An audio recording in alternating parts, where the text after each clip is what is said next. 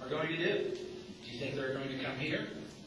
Or do you think they're going to go to the countries where they don't have to worry about the cap-and-trade legislation with higher energy costs? Obviously, this cap-and-trade would not only be terrible for this country, and it would be one of the primary things that would ship jobs overseas. It would be absolutely devastating to Western Pennsylvania. As Mark said, we sit on huge reserves of coal and natural gas. We could and should be the leaders in getting America off of its dependency on foreign oil. And I have every intention to do everything I can to make sure that that happens. Thank you. You may have 30 seconds if you wish. Our next question, Mr. Burns. What are your thoughts regarding the latest ruling on Don't Ask, Don't Tell with military service? Well, I've been consistent in my opinion of Don't Ask, Don't Tell. I've talked to a number of folks in the military. I think that that policy should not be changed and should not have been changed. When I talk with folks, especially in a time of war, we do not want to be taking a risk or taking the focus off of anything that these folks in the military have to do to get their job done. We want them to be focused on the job at hand. We don't want to be playing around with being politically correct whenever we're talking about something like national security and talking about saving the lives or protecting the lives of people that are protecting our freedoms and liberties. So this is not a time, especially now in a time of war, that we should be doing anything to adjust the Don't Ask, Don't Tell policy. Well, as you may know, when the vote came up in the House of Representatives, I voted to not repeal Don't Ask, Don't Tell. And a reason being is that right now there's been $15 million appropriated to the military because they're doing a study to see what the implications of Don't Ask, Don't Tell will have in the military. Because it's not just the policy itself, but it's the implications about different states have different laws. So it's, if you have a base in one state and that state doesn't recognize something, then what's the implication? So my thought has always been that allow the military to finish their study, to not politicize it, and then we as members of Congress would follow their lead on what we could do. You know, with the court ruling, though, because it's a legal issue now, so it sort of muddies the water, and it's going to be, I mean, we're going to have to navigate around this, and with the military going through its study right now, it complicates the situation, I'm still supportive of that study. I'm anxious. They're supposed to finish, if I'm not mistaken, sometime this December with the study to come back to the Congress with a report on what they see as the move forward. Thank you. Our next question is directed to Congressman Fritz. How does your political ideology differ from your opponents? Well, I'm a Democrat, and the reason I'm a Democrat is that the core of my beliefs is that it's about people. People come before corporations. People come before the business. I believe it's our stance that we represent working people of the country. And one of the things that we do is that we support policies that make sure that we have safety in the workforce and that workers you can't employ children. That's what this is about. There were laws for child labor laws and that kind of stuff. So, it's about protecting employees and about protecting working men and women, which leads to also social programs like Social Security and Medicare. There's been democratic principles that the men and women of this country earn and deserve things once they retire, once they move on. The way we differ, I think, really, more importantly, though, is that my ideology does not prevent me from working with other people. What I want to do, and I've shown it time and time again, is when we sit down to solve a problem, it has nothing to do with ideology. It's about solving a problem. And it brings up a point that, there's these ads that are running by the U.S. Chamber of Commerce. And it's really disheartening to me because I've worked with local Chamber of Commerce leaders my entire career. You want to talk about Ron Alden down here in Somerset. You want to talk about Bob Blair in Johnstown. And, you know, we worked on problems together, and I can tell you quite honestly, I have no idea what their party is or what their ideology is, because it was about solving problems and building something for the future.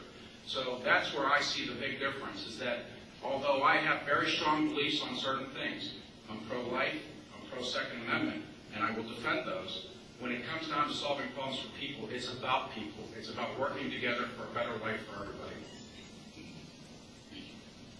Well, that sounds like how we're alike, not how we're different. Because I'm certainly interested in working with people to solve problems as well. That's the only reason I got into this race. But let me make a point of a couple of differences that I think are obvious. And it's when it comes to the philosophy of government and government spending. I think the government spending is out of control. I think it needs to be reined in. And I think there's a tremendous amount of government waste. Mr. Kritz, on the other hand, believes that we need more government, we need more government spending. Let me give you a few examples. You know, there's a new process in Congress where voters get to identify items that will get voted on to be possibly cut as wasteful spending. And let me just bring up a few of them. There was an opportunity that Mr. Kritz had to eliminate federal employee pay raise that would have saved $30 billion.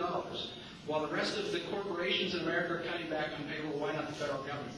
He voted against it. How about to sell excess federal property that would have saved $15 billion? Again, identified by voters. He voted against it. How about prohibiting the signs that was bragging about the stimulus package that had been spent on infrastructure? Tens of millions of dollars. I would have voted against that. I think that's wasteful spending. He thinks we need signs for that. And here's one. How could anyone ever be against this? Requiring the collection of unpaid taxes for federal employees. Over $1 billion. How can anybody be against that? I don't know. Ask Mark Kritz. He thinks that federal employees shouldn't have to pay their collected taxes. There's a huge difference. I believe there's plenty of waste in government spending. He does not. He's proven it, and he votes to continue it. Thank you. May I reply? Well, what I can tell you is that I went to Congress to do things. What I did is I authored legislation to cut Congress's budget. The Congress means the House, the Senate, leadership, committees, and our salaries by 5%. Because if America is tightening its belt, so should Congress. And these references that Mr. Burns is making, I'd have to look them up what he's talking about, because they were probably buried in some bill or it was some sort of parliamentary trick. But what I can tell you is I went there to do one thing. Time. Thank you. Our next question is directed to Mr. Burns. Do you believe that bailouts and stimulus programs implemented to improve the economy were a good use of the taxpayers' money? Absolutely not. You know, I've been asked before, is there any company that is too big to fail? I don't believe that any company deserves to be bailed out by the federal government. If a corporation is making a poor decision and they get themselves into a position where they're not doing well, if we give them more of our hard-earned tax dollars, what in the world would make us believe that they're all of a sudden going to make smart decisions? And then we were upset when we bailed out some of these large companies when they continued to give their office holder, their executives, bonuses. Well, why not? They were making bad decisions before. They continue to make poor decisions. The bailouts were a big mistake. The stimulus bills were a big mistake. You know, like I said before, we've literally stolen $1 trillion from our kids and grandkids. We were told that these stimulus packages were going to create jobs. They haven't. We were told that if we didn't pass the stimulus bill, that unemployment was going to go about 8%. Well, we passed 3 stimulus bills, and we now have unemployment near 10%. It's obvious they didn't work. What they did do is steal from our children, and it's a shame, and I think it's got to stop. And if I got elected, I would cancel any of the unspent stimulus. Thank you. Well, and as is highlighted, a lot of problems with the TARP and with the stimulus bill was there a lot of waste, a lot of things that weren't accounted for. And, you know, unfortunately, one of the things that comes out of the TARP is all these gamblers on Wall Street that played with our money like it was monopoly money were rewarded by being bailed out of what they were doing. You know, I'm not an economist, but you know, I know that this country is in dire straits, but I know that we're in a tenuous situation right now, and we have to look forward. You know, looking back is all well and good, but it's how do we solve the problems going forward. You know, I can't say that the stimulus or the TARP were successful or not successful. There was a lot of waste. They could have done a lot of things a lot better, and you know, I wouldn't support them. Thank you. Let me just make one more point. I'm not an economist either, but I do have some degree of common sense. And to me, this is why stimulus doesn't work. Because the government doesn't have a pile of money sitting around ready to use whenever it's needed. The government only gets money from you. So before they can hand out any stimulus money, they have to take it from you to begin with. That's why none of these programs actually work, because they have to take money from you and out of the economy, waste some of it before they put more in. That's why we shouldn't be doing stimulus bills. Our next question is for Congressman Fritz. What changes, if any, do you believe need to be made regarding the recently passed federal health care law? Well, I can tell you that I didn't support it from the start because it's a huge cost, and one of the things that they didn't put in the bill was the doctor fix for our seniors on Medicare.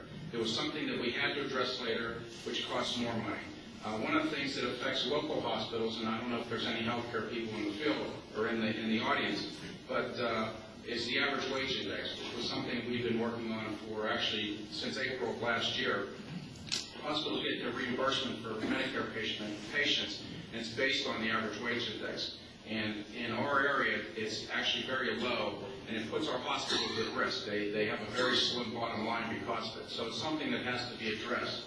I voted I voted to repeal the individual mandate because I thought that that was something that needed to be addressed. In fact, there was just a court decision, I'm not sure what state, but the state's challenges of the health care bill was upheld, and the case is going to go forward. So it is a legal issue that we have to keep track of. And I've also signed on to legislation to eliminate it's called the Small Business Paper Reduction Act, because small businesses have extra paperwork that they have to do that's in this health care bill. So there's actually quite a bit that we need to fix. And again, I go back to what I have learned over years is that we have to look forward. We have to fix the things that we can fix and eliminate the things that need eliminated. Thank you, Mr. Burns. I can't help but be reminded of when John Kerry said he was against it before he was for it. Because, Mark Fritz says he was against the health care bill, but now that it's passed, he wouldn't repeal it. So I'm not really sure what he means. There's no fixing the health care bill. I mean, we have a bill with thousands of pages in it, and Nancy Pelosi was right when she said we have to pass it to see what's in it. Because the hospital administrators that I still meet with, they still can't tell me how that bill is going to affect them. Not all the rules have even been written yet. This bill needs to be scrapped. In America, we don't have a health care problem. Because there isn't anybody in this room that if you got a serious illness would want to go anywhere but the United States to get treated. We're the envy of the world when it comes to health care. We do have a coverage and a cost problem. Those things we can address. And some of the ways we can address that, and why we can't do this in a nonpartisan or bipartisan way, tort reform. That polls very, very well. Everybody is for tort reform, but for some reason, we can't get tort reform passed. That should be in the new health bill. We have to introduce competition into this market. We should allow for health savings accounts as well. And by the way, there's now a question of the constitutionality of this health care bill. So there isn't anything in here that I think we should keep. We should start from scratch. We do not want what amounts to a government takeover of our healthcare system. It will simply lower quality and kill jobs. You may have 30 seconds. We've been talking about healthcare reform since the Nixon era. And what we had before was crushing small business. I did not support this health care bill, but it has been passed, and I'm proud to convey that the Hospital Association of Pennsylvania, which we both met with, is supporting my campaign because